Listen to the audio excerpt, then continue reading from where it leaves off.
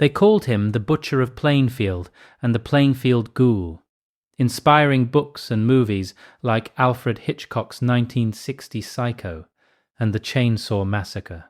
But very few people know the actual story of Edward Theodore Gein, the human behind the monster. So this video will be about what happened before the murders, because no one becomes Edward Gein overnight.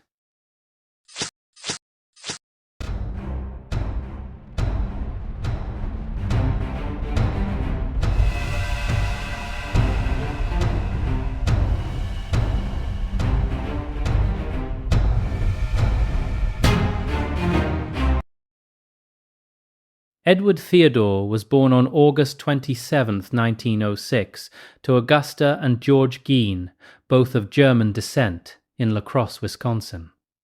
Eddie was the second of two boys born to the couple. The firstborn was Henry, who was 5 years older than Eddie. George worked many jobs, but never made enough money to support the family. He was an orphan born in Coon Valley, Wisconsin, who had little opportunity for education, and he struggled all his life to hold things together. He was a tanner, a carpenter for the railroad, and even got a job at the city power plant, but specialized in drinking until he passed out. He was a chronic alcoholic, weak, passive, and ineffective. In fact, Augusta despised him and saw him as a worthless creature not fit to hold down a job, let alone care for their children. She took it upon herself to not only raise the children according to her beliefs, but also to provide for the family financially. She started a grocery business in La Crosse the year Eddie was born, and it brought in a fair amount of money to support the family in a comfortable fashion. She worked hard and saved money so that the family could move to a more rural area, away from the immorality of the city and the sinners that inhabited it. Eventually, she moved them to a 155-acre farm outside Plainfield, Wisconsin, isolated from any evil influences that could disrupt her family. The closest neighbors were almost a quarter of a mile away. The farm became the family's permanent residence and remained so for the rest of Ed's life. Plainfield was a small community. At the time of Ed's arrest, more than 4 decades later, its population was less than 700. The people who lived there were warm, friendly, and independent. They preferred the wide open spaces, and everything revolved around hunting and fishing. The talk in the bowling alley where they gathered for coffee was always about the outdoors. When the fish were running or during deer season, they just locked the doors of their businesses and went. Everyone understood. The Geins were part of that community in the way that farm families were, known to their neighbors, present at the edges of town life, recognizable faces in a place where everyone knows everyone by name and address. The farm sat on sandy soil, and Ed recalled that when the family arrived, the neighbors did not share advice on how to work it. They were not real farmers, and it took some adjusting until they became self-sufficient. The Geins kept the farm neat and well-maintained, and never worked on Sundays, orders from God, written in the scripture and recited by Augusta herself. Although Augusta tried diligently to keep her sons away from the outside world, she was not entirely successful because it was necessary for the boys to attend school. Ed attended the local country school, and his performance was pretty average, although he excelled in reading. It was the reading of adventure books and magazines that stimulated Eddie's imagination and allowed him to momentarily escape into his own world. His schoolmates shunned Eddie because he was effeminate and shy, but also kind of odd, having a tendency towards seemingly random laughter, as if at his own private jokes. He had no friends, and when he attempted to make them his mother, scolded him. Although his mother's opposition to making friends saddened Eddie, he saw her as the epitome of goodness and followed her rigid orders the best he could. However, Augusta was rarely pleased with her boys, and she often verbally abused them, believing that they were destined to become failures like their father. During their teens and throughout their early adulthood, the boys remained detached from people outside of their farmstead, and had only the company of each other. Augusta was, by all accounts, the dominant force in the household. Hard-working, deeply thrifty, and moralistic to extreme, she handled all family decisions. At times, she managed the farm work herself and even found jobs for George when he failed to find his own. Every day, Augusta read passages from the Bible to her boys, but with a twist. She deliberately sought the verses about death, divine punishment, and about the wages of sin. Ed quoted her saying that every woman except herself were prostitutes and instruments of the devil. She drilled into Ed that sexual experience before marriage was wrong. Her exact words, as Ed later repeated them to a psychiatrist, were, "If a woman is good enough for intercourse, she is good enough for marriage." Ed absorbed all of it. After finishing 8th grade, Ed had to remain at the farmhouse. George Gein died on April 1st, 1940, of heart failure. He was 65 years old. He had been a semi-invalid for some time before the end, drinking less than he had in earlier years. Eddie and Henry both took on odd jobs around town to help cover living expenses in the absence of their father. The brothers were generally considered reliable and honest by the rest of the community. It was babysitting that Eddie really enjoyed because children were easier for him to relate to than his peers. He was in many ways socially and emotionally retarded. This became a regular part of his life. He was a quiet little handyman who ate in his neighbors' homes, helped with their chores, and looked after their children. Locals, especially children, liked him. He worked as a handyman and part-time carpenter around the neighborhood. In 1951, Ed began receiving a farm subsidy from the federal government. He worked at times for the local municipal road crew and for crop threshing crews in the Plainfield area. Ed learned to shoot a rifle at around 8 years old, and he enjoyed hunting squirrels. He tried roller skates once. His brother Henry's pair fell on the floor really hard and never tried again. That was, as he put it at his trial, 50 years later, the end of roller skating for him. He skied for most of his life, practiced archery, watched basketball games and other sports. He played the violin, the accordion, and the mouth organ. He and Henry attended dances together, though as Ed put it, we were too self-conscious to dance. He enjoyed square dancing for a time, and he went to the movies regularly, preferring adventure and Western stories to love stories. He did not have electricity at home and would go to the Hill family house to watch television. If he was there around supper time, Irene would offer him a meal. She remembered him as having a kind of sly grin that bothered her slightly. Otherwise, she said, he was personally clean and always agreeable. Henry worked away from the farm a good deal of the time.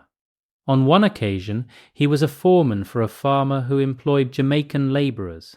Ed said of him, he was the only man in the area who could handle those guys. He looked up to his brother Henry and saw him as a hard worker and a man of strong character. Ed thought of himself as someone who tried to be a good neighbor. He felt that people took advantage of him. People would come to visit me, he said in an interview, but I would soon find that they only came to borrow things or to ask for my help. With the exception of a couple of families, he was not invited into other homes, though he noted that the women were kinder in this regard than the menfolks. Henry was worried about Eddie's unhealthy attachment to their mother. On several occasions, Henry openly criticized their mother, something that shocked his brother. Eddie saw his mother as pure goodness and was mortified that his brother did not see her in the same way. It was possibly these incidents that led to the untimely and mysterious death of Henry in 1944. On May 16th, Eddie and Henry were fighting a brush fire that was burning dangerously close to their farm. According to police, the two separated in different directions, attempting to put out the blaze. During their struggle, night quickly approached, and soon Eddie lost sight of Henry. After the blaze was extinguished, Eddie supposedly became worried about his missing brother and contacted the police. The police then organized a search party and were surprised upon reaching the farm to have Eddie lead them directly to the missing Henry, who was lying dead on the ground. The police were concerned about some of the things surrounding Henry's death. For example, Henry was lying on a piece of earth that was untouched by fire, and he had bruises on his head. Although Henry was found under strange circumstances, police were quick to dismiss foul play. No one could believe Shy Eddie was capable of killing anyone, especially his brother. Later, the county coroner would list asphyxiation as the cause of death, and later suspicion has focused on Ed, but no charges were ever filed. The only living person Eddie had left was his mother, and that was the only person he needed. However, he would have his mother all to himself for a very brief period. Augusta suffered a stroke shortly after Henry's death, and Ed devoted himself to her care. She had a second stroke not long after, and died on December 29, 1945, at the age of 67. Ed cried when he talked about her. He told Dr. Schubert, the psychiatrist who assessed him after his arrest 12 years later, that she didn't deserve all the suffering. He believed her second stroke was caused by a neighbor named Smith, whom he held responsible for upsetting her. After his arrest, more than a decade later, he was still saying this with conviction. He described her simply as good in every way. After Augusta's death, Ed stayed on. He boarded up the rooms his mother used, the upstairs, the downstairs parlor, and the living room, and he preserved them as a shrine to her, leaving them untouched for the years to follow.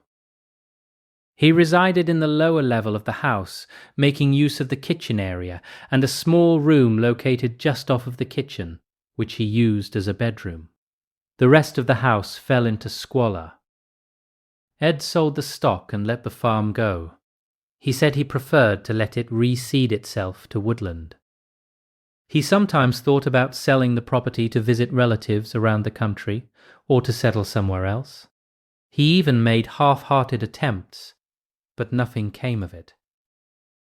Life moved on, but he didn't. He was stuck in the past, doing the same things he did when the family was whole. The babysitting, the odd jobs, the threshing crews, the road work with Boyd Kelly's crew, and the grocery trips to the hills. He couldn't let go. He kept reading. He went to the movies alone, the same Western and adventure movies he always watched. The music stopped after Augusta died, and Eddie slowly died with her, making room for the Ghoul of Plainfield to be born. After the death of his mother, Eddie became increasingly lonely. He spent much of his spare time reading pulp magazines and anatomy books. The rooms he inhabited were full of periodicals about Nazis, South Sea headhunters, and shipwrecks. From his readings, Eddie learned about the process of shrinking heads, exhuming corpses from graves, and the anatomy of the human body. He became obsessed with these weird stories, and he would often recount some of them to the children he babysat. Eddie also enjoyed reading the local newspapers. His favorite section was obviously the obituaries. It was from the obituaries that Eddie would learn of the recent deaths of local women. Having never enjoyed the company of the opposite sex, he would quench his lust by visiting graves at night. Although he later swore to police that he never had sexual intercourse with any of the dead women he had exhumed, they smelled too bad He did take a particular pleasure in peeling their skin from their bodies and wearing it. He was curious to know what it was like to have breasts and a vagina, and he often dreamed of being a woman. He was fascinated with women because of the power and hold they had over men. He acquired quite a collection of body parts, some of which included preserved heads. On one occasion, a young boy that he sometimes looked after visited Eddie's farm. He later said that Eddie had showed him human heads that he kept in his bedroom. Eddie claimed the shriveled heads were from the South Seas, relics from headhunters. When the young boy told people of his experience, his story was quickly dismissed as a figment of the young boy's imagination. Then, somewhat later, the boy was vindicated when 2 other young men paid a visit to Eddie Gein's farm. They too had seen the preserved heads of women, but thought them to be just strange Halloween costumes. Rumours began to circulate, and soon most of the townspeople were gossiping about the strange objects Eddie supposedly possessed. However, no one took the story seriously until Bernice Warden disappeared years later. In fact, people would often joke with Eddie about having shrunken heads, and Eddie would just smile or make reference to having them in his room. No one thought he was telling the truth, or maybe they just didn't want to believe it was true. On the morning of November 16th, 1957, Ed was up at around 6 a.m. It was raining outside, so he waited for another half an hour before the rain stopped. He had a kerosene stove that needed fuel, and the Worden hardware store had run a sale on permanent antifreeze the week before, and he wanted to buy some more before the sale ended. He stopped at the standard station on the way in for the kerosene, then pulled up in front of Worden's and parked right out in the open on Main Street. He bought the antifreeze, and on his way back out, he started thinking about a rifle in the store's rack. He considered trading in his Marlin on something that could handle all 3 calibers: shorts, longs, and long rifle. And the Marlin wouldn't do it, despite what the seller told him. So he went back in to have a look. Nobody was around on deer season. The whole town was out hunting. Around 3 that afternoon, back at the farm, the neighbor Eck stopped by to apologize for shooting a deer on Gein's property. But Ed was in the middle of swapping out the snow tires and was too busy to get into it. A couple of hours later, the hill boy came by because his car wouldn't start, and Ed helped him fix it, and the boy drove him into the village. At the hills, Irene made supper. She was cooking pork chops while Ed sat on the davenport and played a game with one of the younger kids. Then Jim Vroman, Irene's son-in-law, came in from town with news. Something had happened at the Worden store, and the state crime lab was on its way. "Boy, someone sure must have been bloodthirsty," Ed said. He thought it might be worth going downtown to see what was going on. Deputy Dan Chase found him in the car a short while later, sitting with the hill boy. Chase walked up and said, "Eddie, I would like to talk to you." And no one saw it coming. It would have been hard to anyway, because he was an oddball to start with, but losing his mother, or what he called my best friend and the love of my life, accelerated his mental decline. He was already fragile, and whatever latent fixation he had when she was alive became active and behavioral. It was a transition into madness through loneliness, grief, and mental illness. Like I said, no one becomes Ed Gein overnight. Hi, if you enjoyed this video, click this video right here as well, because I'm pointing my finger to it, so you have to.